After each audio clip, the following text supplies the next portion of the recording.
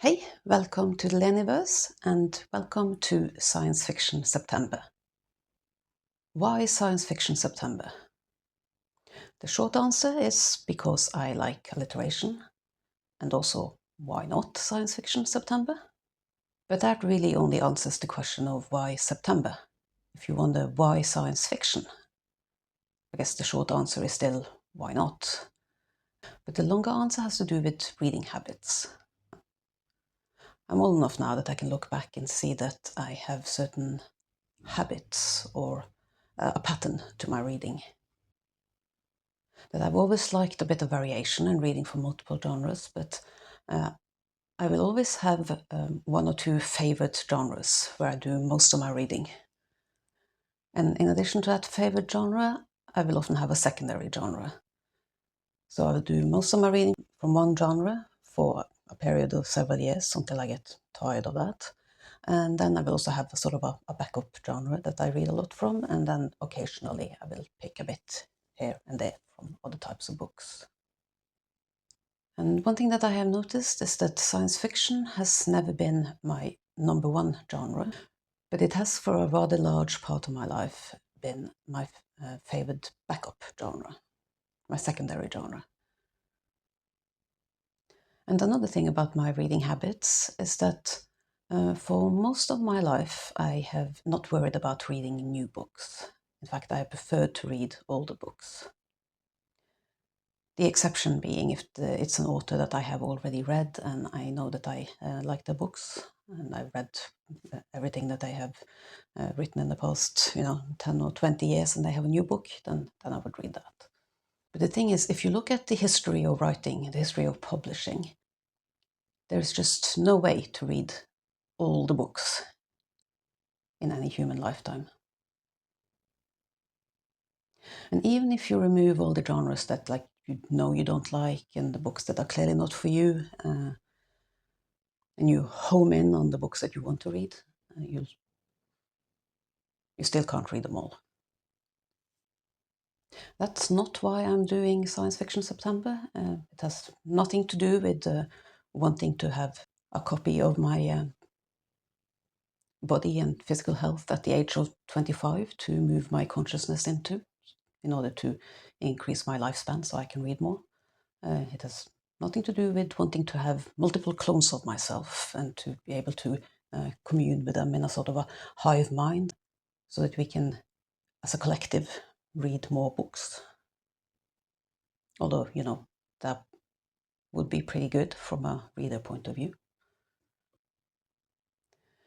But no, I'm saying this because for maybe most of my life, I would stick to the books that people would still recommend and still talk about 1 year, 5 years, 10 years, 20 years after they were published. The ones that had stood the test of time. And in fact, when people would ask me, oh, have you read the latest, so-and-so book that everybody's talking about? I would generally answer only half interest. What, a book that came out this year?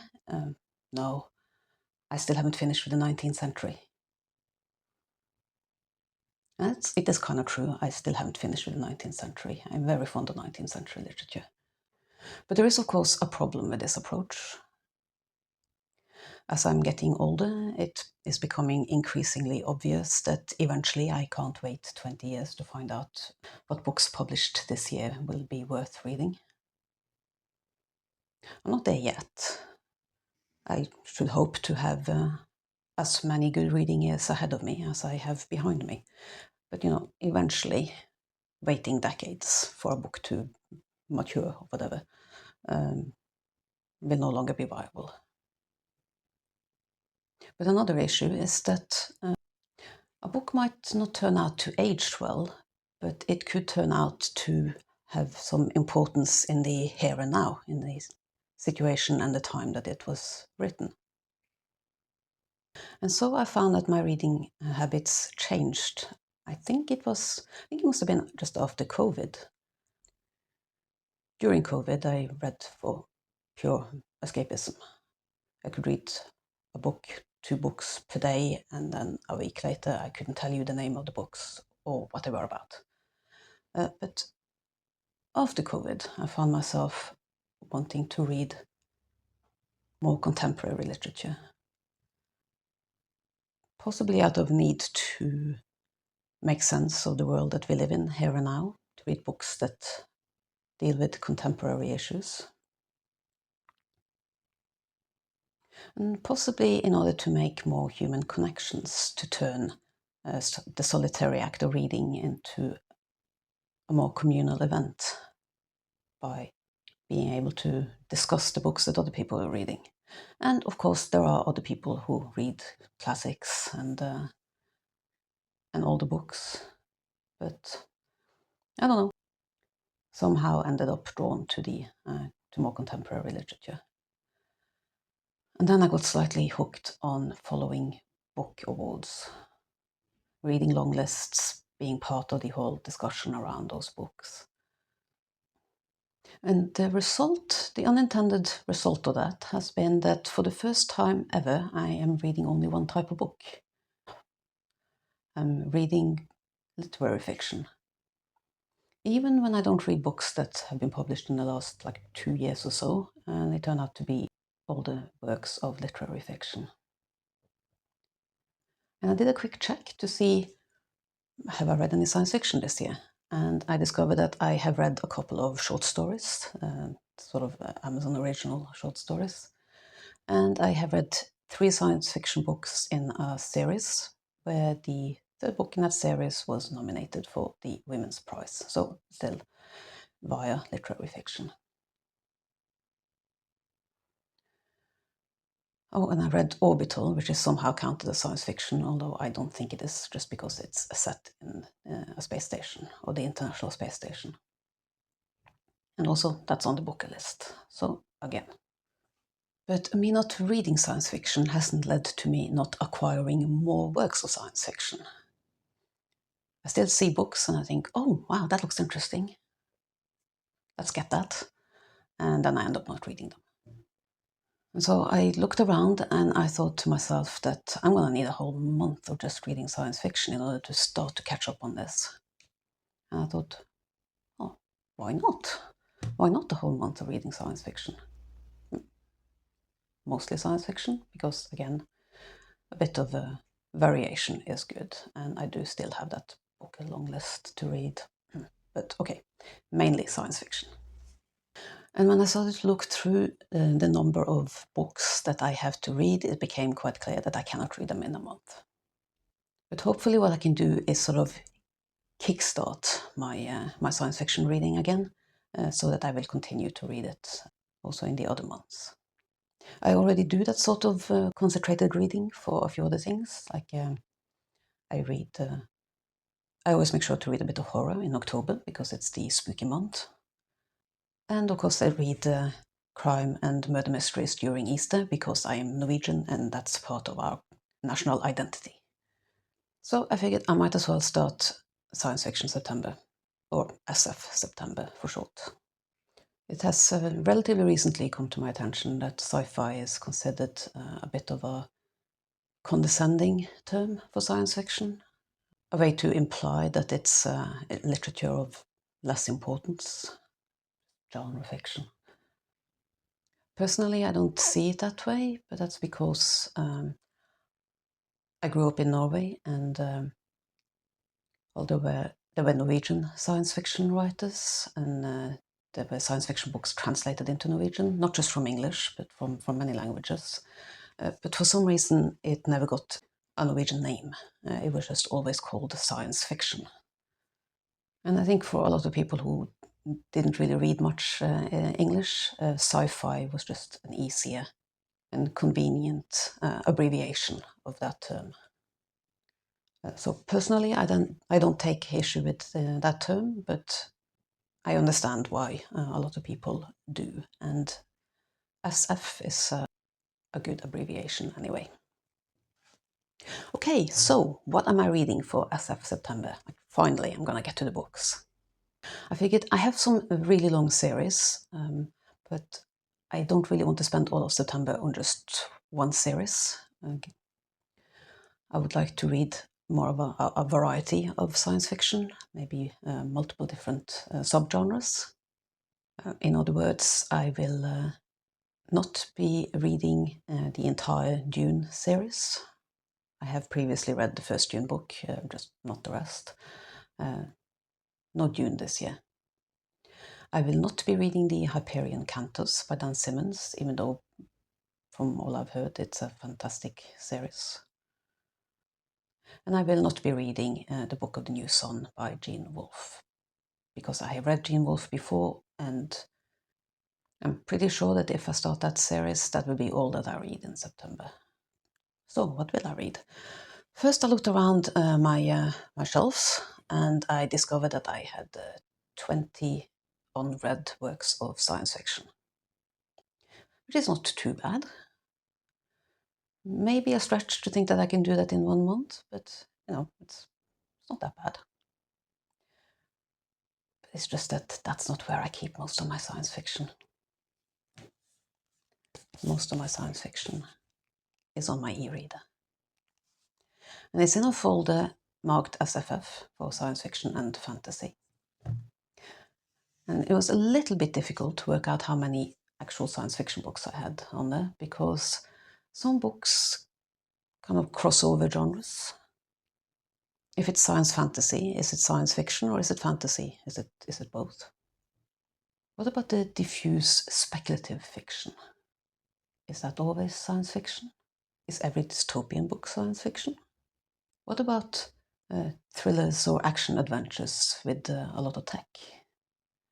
I mean, personally, I wouldn't consider James Bond to be science fiction, even though they have a lot of gadgets and, the occasional supervillain volcano lair. At least that's not the kind of science fiction I'm going for this month. So when I went through my Kindle, I discovered that while it's a bit difficult to say exactly how many books are science fiction, I probably have over 100. Some of them are part of the same series, or if I only counted one book per series, I still got around 75. And I considered doing like a bunch of prompts or like a bingo board or something, or maybe listing all science fiction subgenres and trying to find a book from each. Problem with that is that I don't really know until I read the book if it will fulfill a particular prompt, unless I tailor the prompt specifically to the books that I have, which kind of defeats the purpose. And it can also be hard to tell what subgenre work of science fiction belongs to. In part because I don't think anybody has sat down and just written the definitive definition of each subgenre. And even if they did, it's not like you could hold authors to it.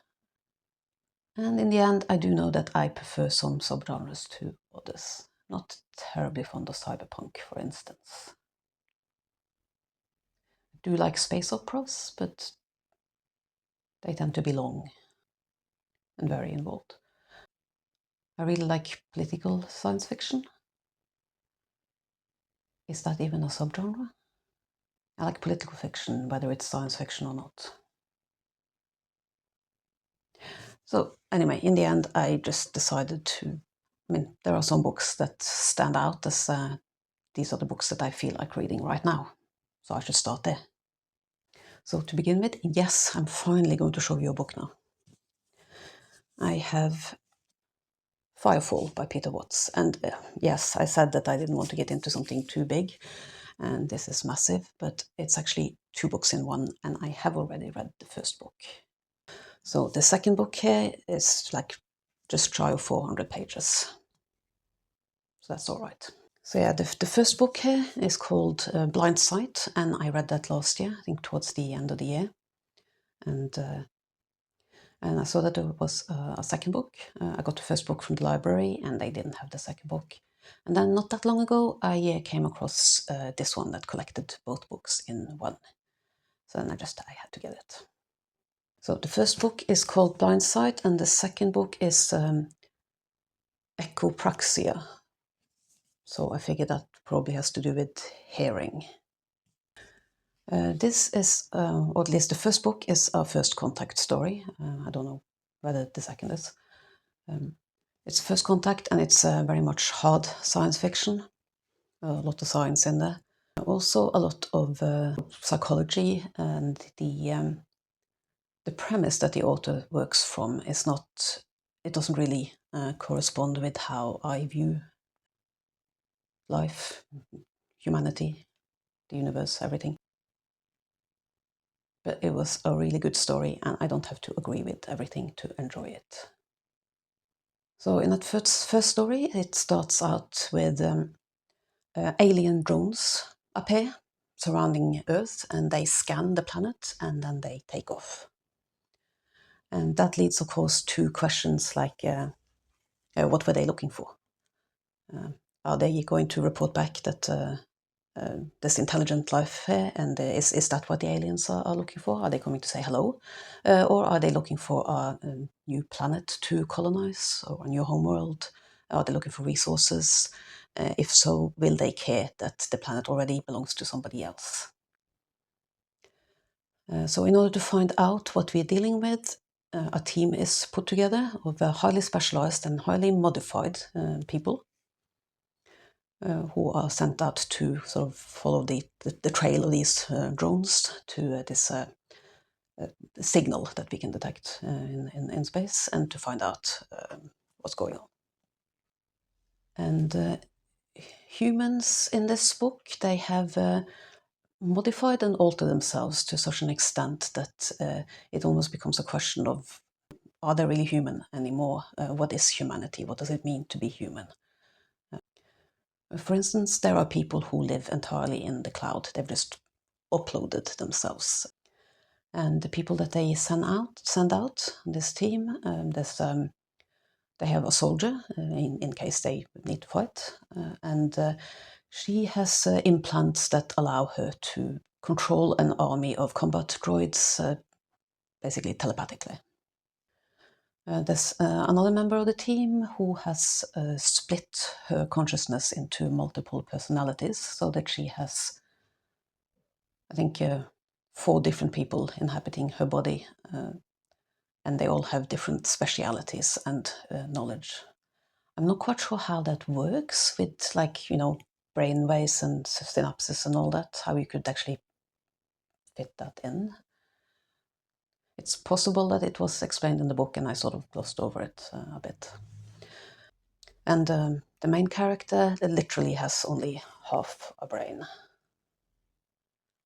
The other half was removed surgically. This happened when he was a child, and the brain compensates, but he experiences the world rather differently to other people. And weirdest of all, their captain of the ship is a vampire. No, he's not that kind of vampire. It's not that kind of story. Vampires in this world, they are not undead. They don't start out as humans. You don't become turned into a vampire. They are a separate species, and they have certain traits, genetic traits, that are needed for space travel. Of the second book, all I know is that it is set on Earth, and I'm not sure if it happens like simultaneously with the first book, that we follow like the preparations back on Earth for what to do depending on what information the scout team brings back, or if it's set further into the future. I just know that there are different characters, and I'm very much looking forward to this.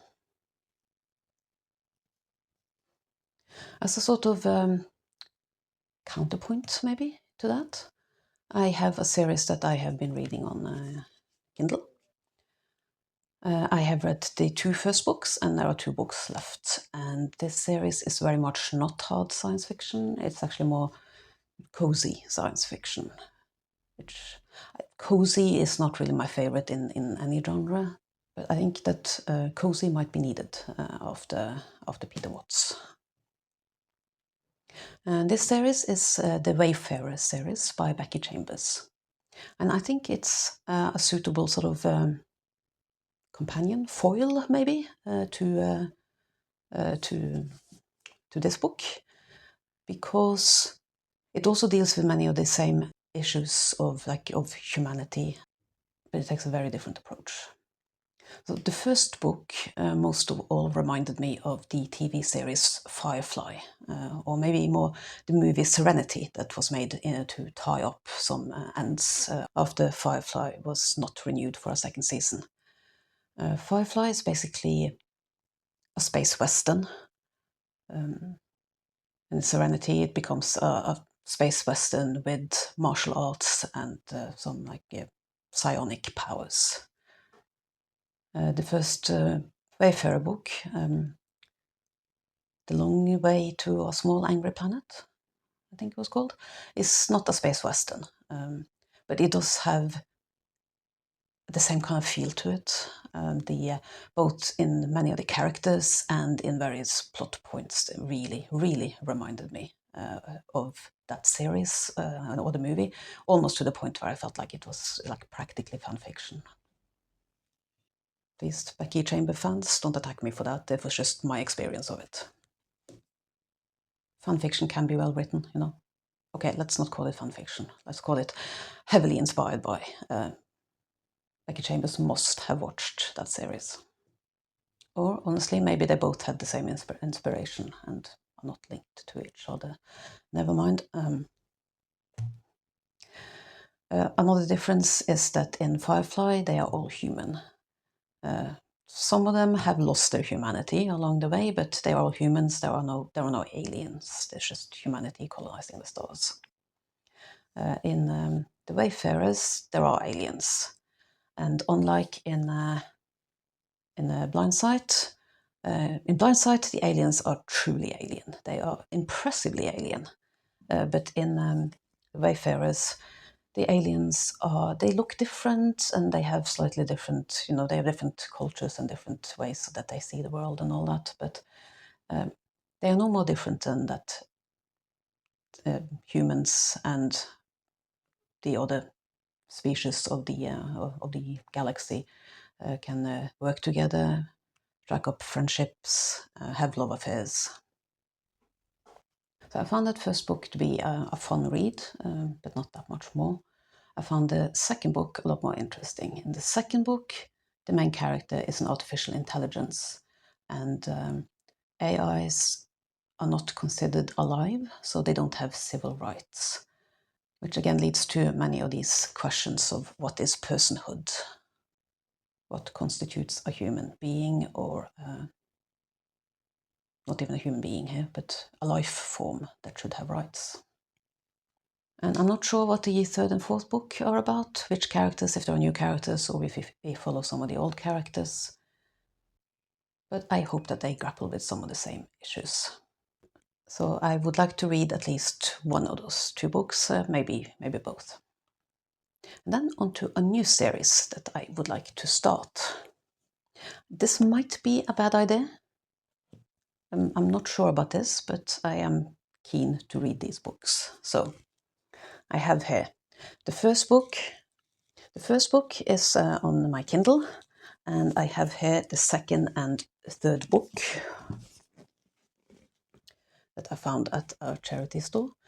And there are 9 books in total, and I checked, and the series is complete. It's 9 books, and I think there might be a couple of novellas as well, because there's one thing I hate, it's being like 8 or 9 books into a series, and then the series hasn't finished, and the author dies, and then eventually Brandon Sanderson has to finish the series.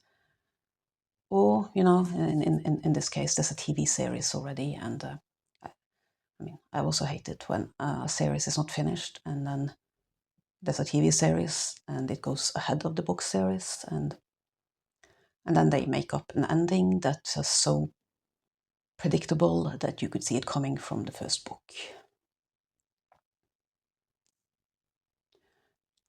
But, that's fantasy. We're probably safe from that in science fiction, right?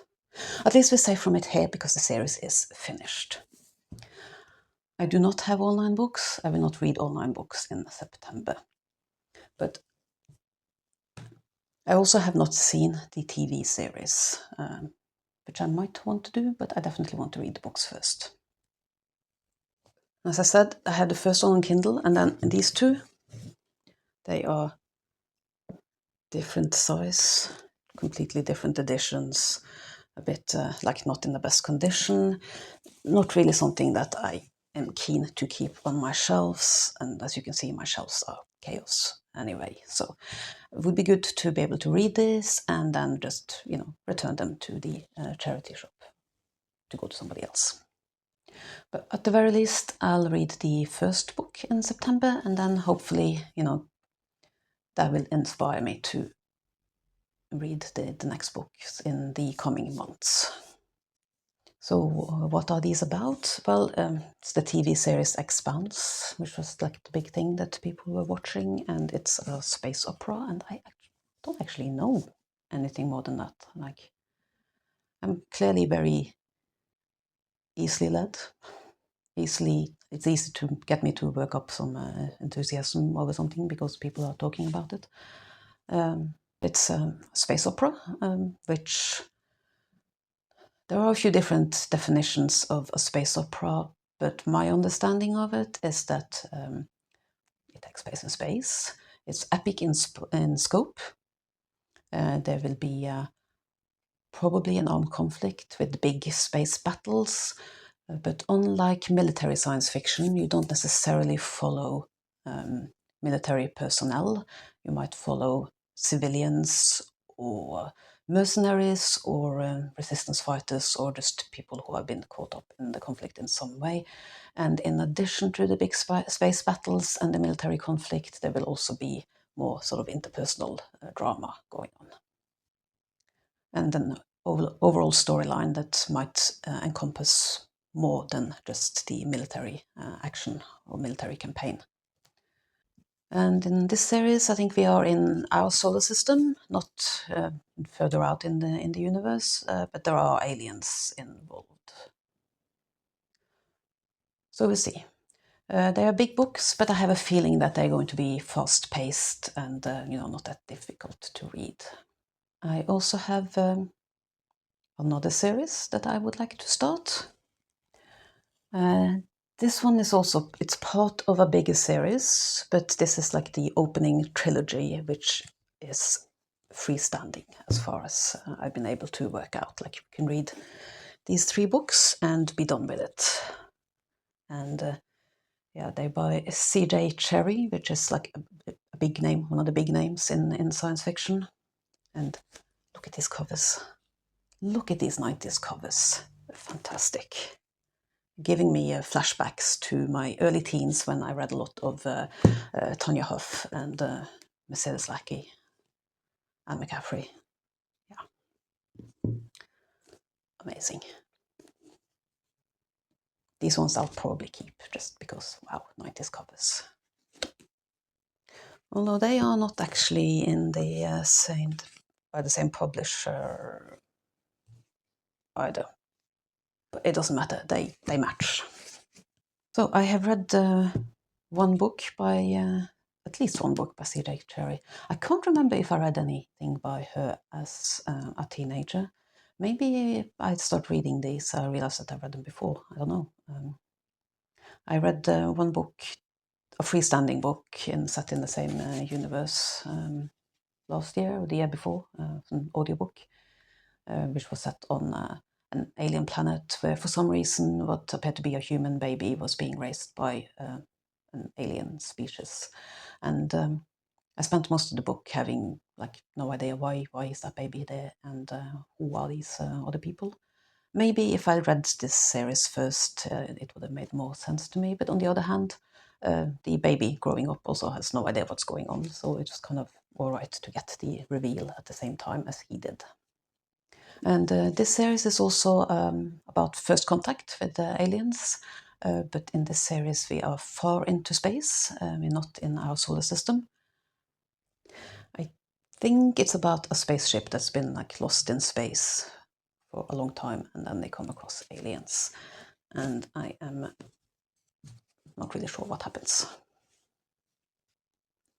But yes, first contact, conflict, aliens with great hair. So at least I would like to at least, again, read the first book and then see how I feel. And that's probably enough as series go. Even if I only read one book from each of these, that's 4 books. That's all right. If I read all of them, that's 9 books. But I think it would be good to have some freestanding books as well. You know, in between the series reading, it's good to have a book where you read that one book and you're done. And so to start out there, I have from my bookshelf Skyward by Aliya Whiteley. This book I got in a blind date with a book event, I think almost 3 years ago. I have a book group where we keep in touch online, but once a year we spend a long weekend in a super secret location, which is basically a bookworm's dream. And so we spend 3 or 4 days there just reading, talking about books, and eating cake. Those are our 3 main activities. If the weather allows, we also go for some walks, which is like very Jane Austen, like taking a turn around the estate, crossing the fields to get to the farmer's market, that sort of thing. But anyway, one of the things that we do is that we each bring a book that we have wrapped up, and we have write a couple of keywords on it, and then we each get to pick a book that we want based on those keywords. And I think it was 3 years ago that I picked this one. And I remember it sounded really interesting to me, but I had other books that I was reading that weekend, and somehow it's now been 3 years, and I cannot remember what the keywords were, what this book is about. I still haven't read it, like what is wrong with me? I'm meeting these people again in October, and I would like to have this read by then. It does say on the back that it is a powerful and surprising examination of colonialism and its unintended consequences. So that sounds good. That sounds like political science fiction. I like it. Set in Skyward Inn, a place of safety where people come together to tell stories of the time before the war, and then a stranger arrives and stuff happens. Okay. And meanwhile, on my Kindle, I also have a book that I've been meaning to read for a while. And that one is not a newer book, that one is a classic of science fiction. And that book is Contact by Carl Sagan. And yes, I haven't read it, possibly because I watched the movie once upon a time, and once I watch a movie, I'm less inclined to read the book that it was based on. And sometimes vice versa, like I read the book and I have an image in my mind of what the characters look like and what happens, and then if I watch the movie, I'm like, that's not what they look like, and why did they change that? And that was done so much better in the book. So, but it doesn't really make sense to me to not read a book because I've seen the movie, because the book often elaborates a lot more, gives more context. Often the movie has even changed the plot, and it's not like I only read for plot anyway. I read plenty of books that have practically no plot, and I love it. Did I think the movie was boring? Is that why I haven't read the book? I honestly don't remember. It's been so long. I have this image of Jodie Foster in the desert looking through one of those huge, telescopes. I don't even know if that's from that movie or if I'm getting it mixed up with something else. So clearly it has been long enough and I can now read Contact. Additionally, I thought it would be good to have some shorter works, because there are some big books here, and even though some I now have 2 that are freestanding, I think it might be encouraging to have some books where I can just sit down and maybe read the whole thing in one sitting, get the full story. And it is also Shorty September, a readathon I have a lot of sympathy for, because again, it's alliteration. I did have a look at the reading challenge for that, the prompts on Storygraph. because I find it hard to resist a story graph reading challenge.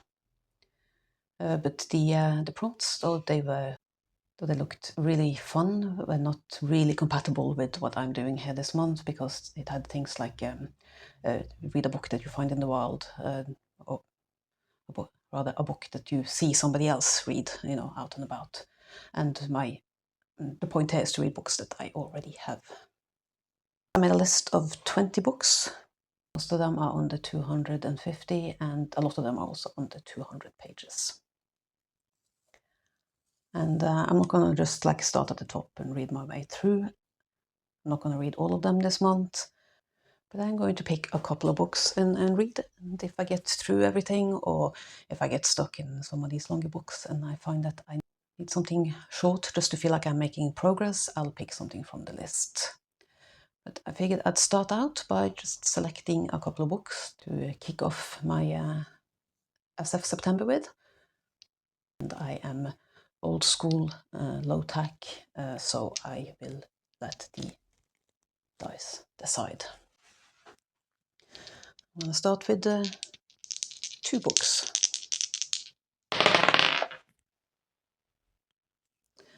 And I got here number 9 and number 11. And on my list here, number 9 is Ice by Anna Kavan. That's good. I really hoped that I would get that book. I would really like to read this. This is from 1967. It is just under 250 pages here, but this is a very small book, as you can see in comparison. Very small, so it's probably actually under 200 pages, more of a novella. And this is the author was also an artist, and I think this is her most accessible work, and it's, I think, only marginally accessible. What I know about this is that the title Ice reflects the world that it's set in. I think it might be like nuclear winter, and it's a dystopian, and it is really weird. And since it's such a short book, I don't actually want to know anything about the plot going into it. So with all these space operas and First Contact books, I am glad to have a dystopian on my TBR of September. The other book was number 11, and that's a short story collection of 220 pages. Of course, each story will be quite short. And the collection is called There Is No Antimemetics Division. And the author calls themselves Quantum, spelled qntm, which is clearly an artist name. Again, this is a book that is quite weird, and I think there's a lot of computer science and maybe some mathematics in here, and it will probably break my mind. I look forward to the challenge. Okay, those were quite short. I think I might as well roll 2 more. Why not? 2 more short books to round things out, because I have First Contact, so much First Contact, and war and space opera, and one dystopian. Let's see if I can get something else, something different. 14 and 18. 14 is Downward to the Earth by Robert Silverberg. It is from 1969, and from my notes here, it deals with post-colonial guilt. Okay. So yeah, that's under 200 pages. Robert Silverberg, another big name in science fiction, and one that I don't think I have read before. And the 4th book was, again, I had that here. The Word for World is Forest by Ursula K. Le Guin. Le Guin is one of my favorites. I have read several books by her before. This one is very nice and short. And this is another colonial one, so clearly see some patterns here. It's First Contact and colonialism. I know that this is part of her Hainish cycle, but they're freestanding. Better known books from the Hainish cycle would be The Left Hand of Darkness and my absolute favorite, The Dispossessed. And I have heard that the movie Avatar, you know, the one with the blue-skinned aliens, that they basically lifted their entire plot from this novella, short story, and didn't credit Le Guin at all. Complete plagiarism. When I watched that movie, I found the plot to be a bit predictable, quite very, Hollywood-esque. But on the other hand, that was a movie that was made. It was one of the first, maybe the first. I think it was the first big 3D movie. So it was, watched it for the visuals, and it was made for the visuals, for the cinematography more than for the plot, I think. And I have no doubt that Le Guin does a better job of telling the story. Okay, that leaves me with quite a collection of books to read, or maybe not as varied as I had first intended, but we'll see. I reserve the right to just stop and switch to something else as long as it is science fiction and I already own it. I would be thrilled if you would join me in some science fiction reading this September. If you are planning on reading some science fiction, or if you just happen to read some science fiction, please tell me about it in the comments, or if you made a TBR video where you talk about books that are science fiction, let me know. I'd love to watch the video. And it is my hope that in addition to reading some great science fiction in September, this will spur me on to just keep reading science fiction in the coming months and years. Because let's be honest, I'm not going to stop buying science fiction books, so I need to keep Mount TBR a little bit under control by actually reading the books. All right then, thank you for watching, and see you soon in my big book summer update.